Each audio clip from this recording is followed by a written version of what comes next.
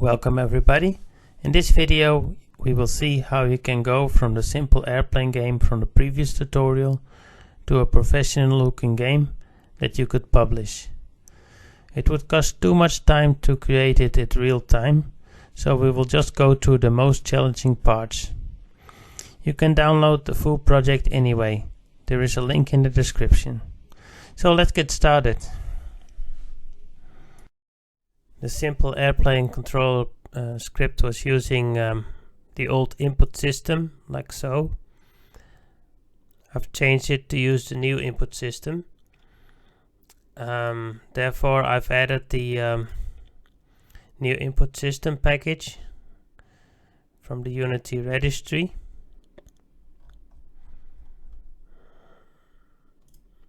This one. And then I have defined some inputs. I've defined inputs for the game itself and for the game over screen. The game over screen only has one input, but the game itself has more. The advantage of the new input system is that you can define different input for different devices. So for movement, when you're on the keyboard, the game is using the W, A, S and D keys, and if you use a gamepad it will use the left stick. So it does that automatically for you. So you can add a new game input map like this. And if you look at the code, that's now been changed to these callback methods that are called by the inputs.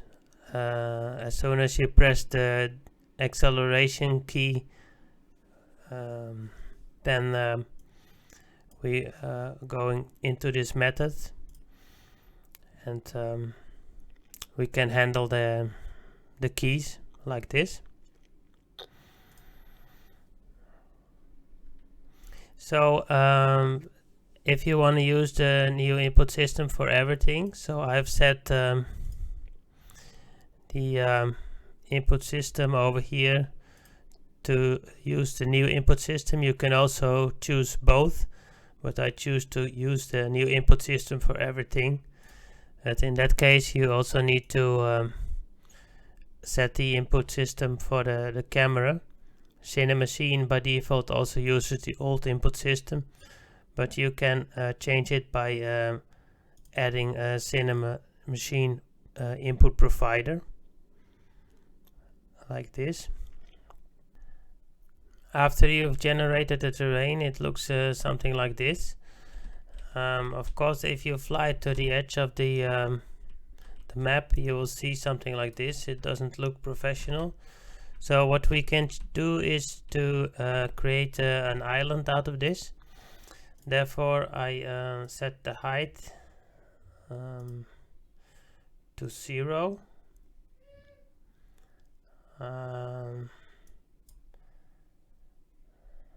Let's set the brush size like this. So now we can just go around this map and we could use a little bit less strength. Then we can slowly do it and make it even more like an island and gradually let it rise out of the water.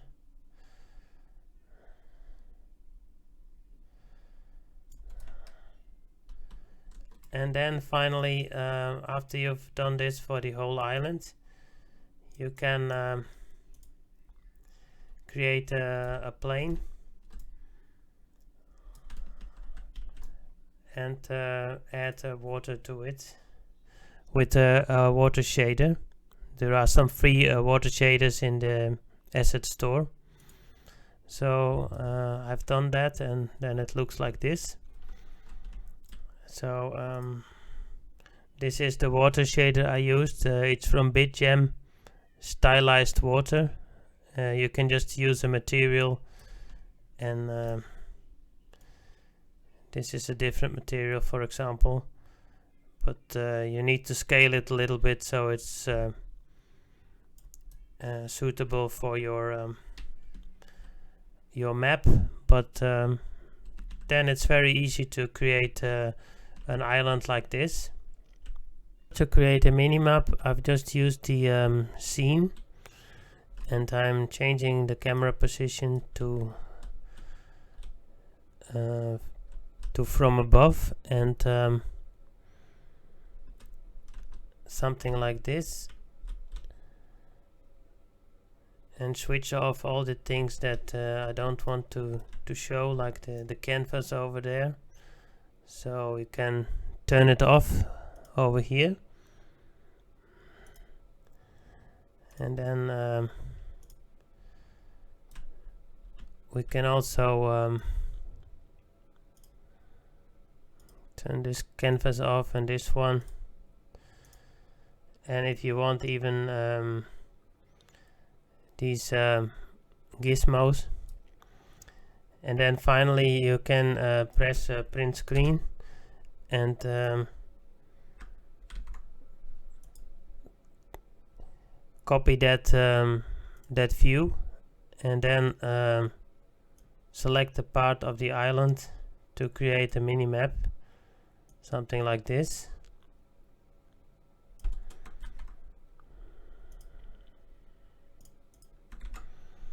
And then we can save that, and then if you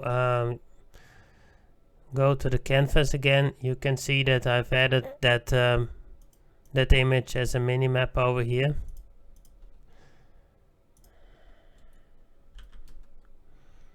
So over here, and that is just displayed when playing the game. And we also put some icons on there.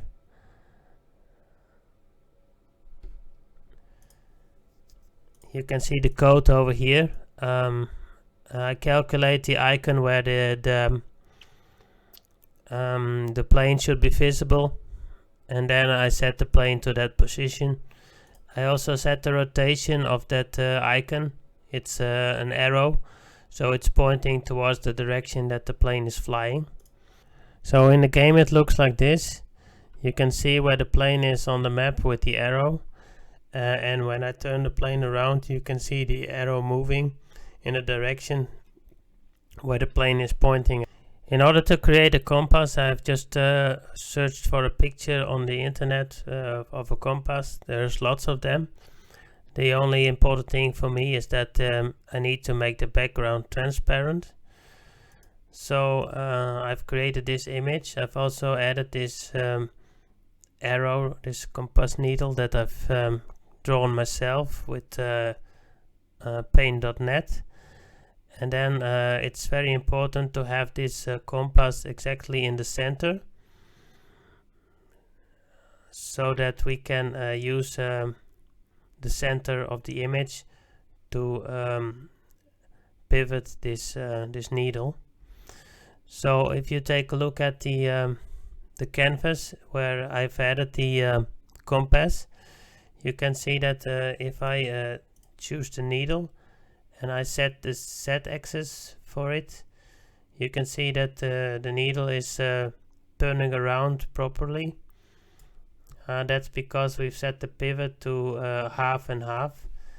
If you set it to 0, 0, for example, you will see that it's not working as it should be, because we want to have a pivot exactly around the center of the image. So that's a half and a half for the pivot. Let's put that back, and let's take a look at the code. So this is the code that's actually turning the needle around. So we look at that, the rotation of the transform of the player, and then we use the z-axis.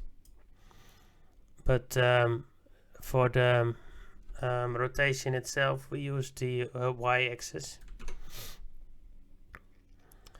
And I also added a wind like this. There's also a wind needle that's also pivoting with around the center, and also can be moved by changing the z-axis. Let's take a look at the wind as well while we're here.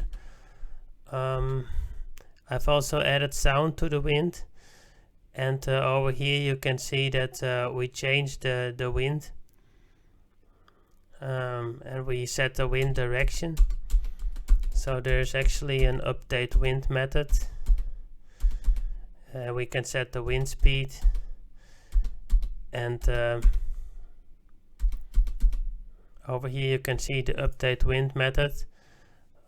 We don't want to change the wind immediately, but we want to slowly increase and decrease the wind.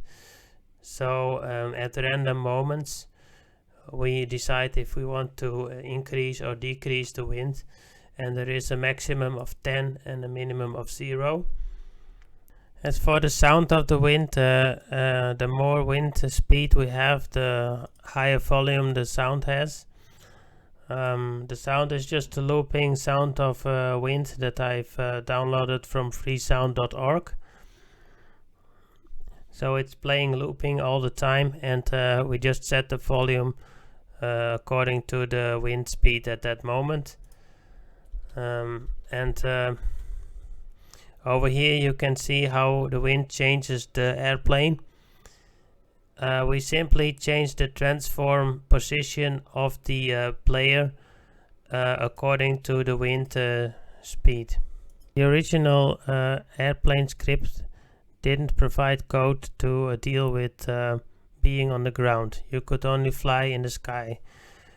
I wanted our plane also to be able to take off and to land. So I've added colliders over here that will take care of staying on the ground when the plane is touching the ground. We've also added a minimum fly speed. Below that speed we are using a rigid body, and if the speed is higher, this rigid body is not using gravity, and it is the plane is really flying. The code also only worked with setting the speed directly. What's usually common is that you turn off the engine, and after a while the plane gets some speed. So for that I've added a throttle variable that's being set by using the minus and plus keys. And then if you have enough throttle, this will increase the speed of the plane. Also, when you fly higher, so we measure the altitude. If the altitude is going up, the plane is going less fast than if you go down. You can see that now the speed is higher while we have the same throttle. So this is really in the natural behavior of a plane. When it's going down, it will be going down faster than it's going up. So let's take a look at the code for the throttle. Over here you can see again it's very simple. We just added throttle. We have a certain acceleration time for the throttle, and we set it to maximum 100, and then we use that throttle to set the real speed in a very easy way. If the current speed is lower than the throttle, then we will increase the speed, and if it's lower, we will decrease the speed. The sound of the engine, both the pitch and the volume, are also controlled by the amount of throttle. The higher throttle, the more volume we have, and also the higher speed we have, the higher the pitch of the sound is of the engine.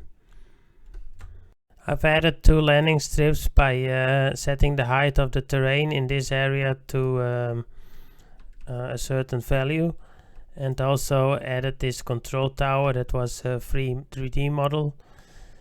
And then I've added this landing stripe and also these lights. These lights contain lens flares. It's from a package. I'll show you. It's a URP flares pack, it's called. And we set the strength of the lens flare by a script. This is the code for the lens flare script. It's varying the intensity, and you will see that for the different flares we have a different value of the intensity to start with, and then it just cycles through the intensity, and so they turn on one by one. Over here you can see how the lights burn in sequence, like just like a real landing strip. If you can only shoot rockets, it's not that interesting, so we added 2 more weapons. First there is the gun. This is just a fast moving object that is fired from the plane in the forward direction. It also has a lot of bloom to give this glow effect. That's done by the post-processing, which we will see later on.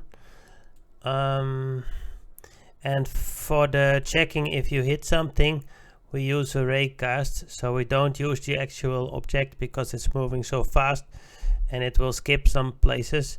So we will use a raycast just to shoot a ray forward and see if we hit something. And if we hit the other airplane, then we are having a hit. That is if the gun is fired. If the fire button is pressed and there is the other player is in front of us, we will hit it with the shot, and we will call this a remote procedure player shot down. And for the bombs, there is also the option to drop bombs. So there are actually 3 weapons now in the game. So you can switch them by pressing the right mouse button. And the bomb is an object, and when it hits the ground, we check in a sphere if there is some object in that sphere. And if that is one of the targets, then we hit the target. We also show a camera as soon as we drop the bomb, and as soon as the bomb hits the ground, the screen is shaking to give this really nice effect, as if there is really a bomb falling and everything is shaking after that. So let's take a look at the camera that has been introduced for the bomb. It's normally not visible, but as soon as you drop a bomb it becomes visible, and it's over here. And that's actually a rect transform with a canvas renderer, and we use a render texture, and then we use that as a render texture that a bomb camera. So, and this camera for the bomb is just pointing downwards, and it has a very large field of view, so you can actually see a little bit around you where the bomb is falling. In order to make the camera shake as soon as we hit the ground with the bomb, we attached a script to the main camera. This is a camera shake script, and it uses the noise function of the Cinemachine. You can see it over here. This is part of the Cinemachine free look, and we can set the noise over here. You see that makes the camera shake. So we use a script to quickly set this amplitude and then let it drop again. So that gives this like effect. The most important thing about the game is the gameplay itself. To shoot balloons out of the sky is not that interesting. So I've created these houses, these buildings, and this is a game now for 2 players, and both players have 22 houses, and if you destroy 20 of the houses of the opponent, you have won the game. These houses don't look that realistic. They are a little bit too colorful, but that's just to make them stick out of the landscape, so we can easily recognize them and find them if we want to destroy the houses of the enemy. In order to create these houses, I just drag them into the scene, and then I take a look at their position, and I use that to set the height of this terrain. So this house is on 136 y coordinate. If I set the height, let's say to 130 for the surrounding area. Oh, there you go. Then I can create a flat area where that house is standing on, and then we use the smooth height to smoothen it out a little bit so it looks more natural. And also we put a few trees around the house. I set the size of the brush to 1 so we can place single trees, and I chose to use large trees like this.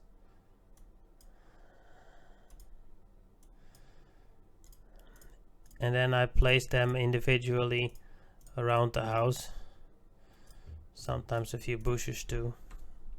And finally, to make it more natural, we try to change the texture around the houses a little bit. To make a game look even more realistic, we can use post-processing. You just create a global volume, and then you can add overrides. So I added 3 overrides for bloom, color adjustments and vignette. Here you see the difference with and without the post-processing. The power-ups look much nicer with the bloom effect, and the vignette also takes care of that the edges are more dark and the focus is more in the center of the screen. Also the colors are more bright now. I've added also some extra 3D models just to make the game look more interesting. The screen is now 10 kilometers by 10 kilometers, so it's really a large playing field. And yeah, this gives you the idea that this is a professional game. To have a larger game, you can't do without a game manager or something to track the game states. I've defined 5 states for my game, and in each stage there are certain things we need to check. So you can see over here how the game is moving from state to state. First we are in the menu where we can set the game settings. Then we are joining the network, and the first player that joins the network is waiting for the second player. Then after the second player has joined, both states of the players are changed to playing. And then if the game finishes, we also wait for the statistics of the other player. And finally we move on to the game over state, and then we start all over again. So for these states I've also used different scenes. The first scene is where the game menu is at. The second scene is where the game is actually played, and the third scene is the game over scene. So you can create scenes by simply just creating them in here. And if you take a look at the game menu state, you will see that it consists of some canvases. I don't put every canvas in a different scene, but I use one scene to have a few canvases over there, and then I just simply hide the canvases when I want to show one of them. So I enable and disable them. So for example, this explanation, if you want to show it, I just enable it like this, and then I disable the other screens. So that works pretty well.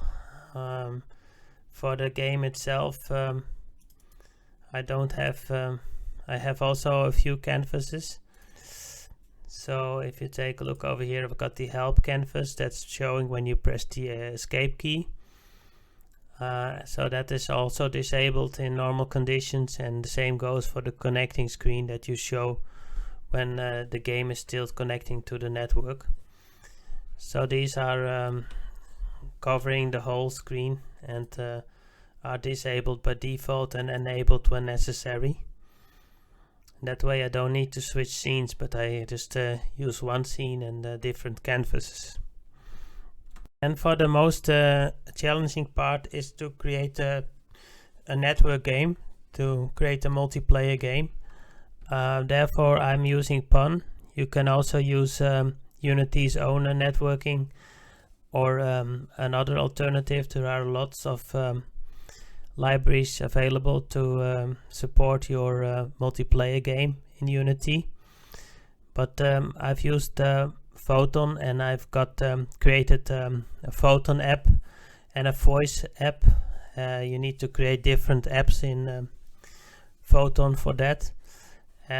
So here you can see the IDs of the app that I've created just on the internet in my Photon account. And I've linked them to this game, and so I've also added the free Photon assets that are necessary to create the networking stuff. Over here in the resources, that's a folder that Photon can use and can find prefabs in that it can use on the network. So these houses, the targets are also over the network because both players need to see them. And that same goes for the power-ups. So if one player picks up a power-up, the next player also sees that it's gone. You could make them private for both of them, but I want to share it so they can also steal each other's power-ups. So then in general, if you have a network object, you need to create a photon view. And I've also created this photo transform view that takes care of the synchronizing the position of this object. So if you create one of these objects in the game and you move it around, it gets moved in both on both players their screen. So it's always a good idea to draw a picture of what's happening in the network. You can see that a little bit over here. So all players have a player script connected to them. We have on one computer running a player script of the own player, but also the second player that was added over the network that has joined the game is also inside the scene of this player. So then what we do is we disable the update function, because you don't want to update the enemy from within your own script, but he has this is the own player that's controlled by the other computer, and he takes care of his controls. And then we synchronize the position and the rotation, and we synchronize some other things as well. And we also use a remote procedure to shoot down the plane of the other player. So if I shoot a plane in my game, we send that over the network so the other player knows that his plane has been shot. I've also created a list of all the remote procedures that I'm using in this game. So the players have, for example, the player statistics. They are sent to each other. So they are synchronized, so all players know how many health the other player had at the end of the game, so that's shown in the game over screen.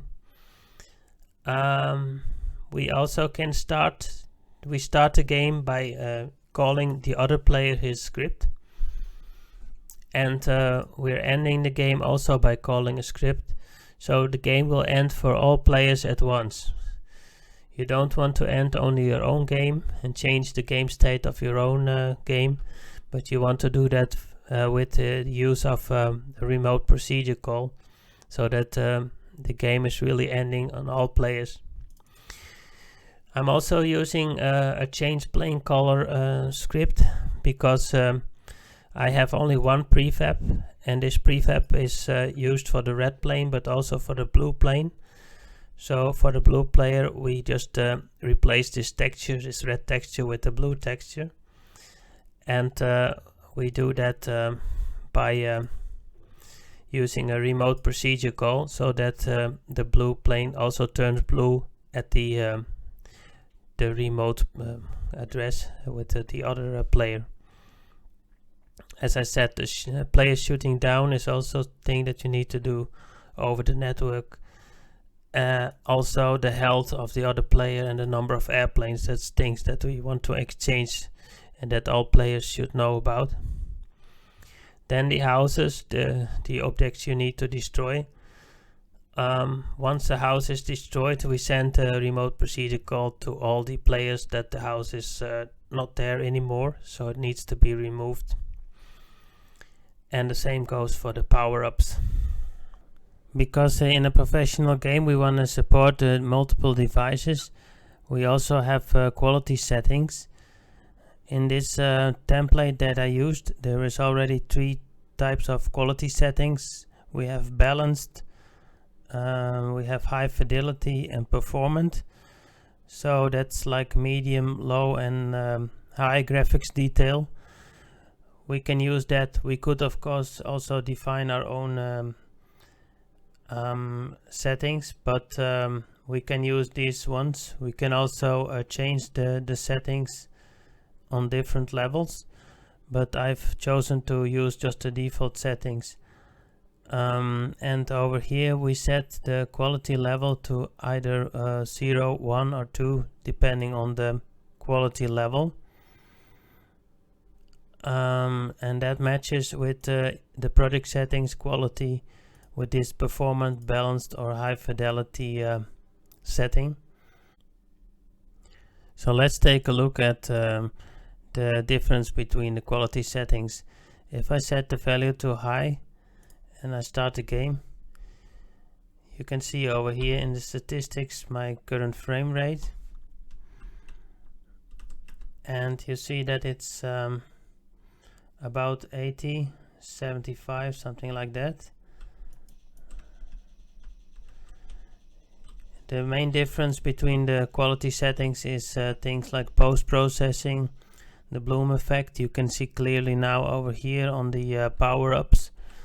So if we now stop the game and run it again in low quality mode,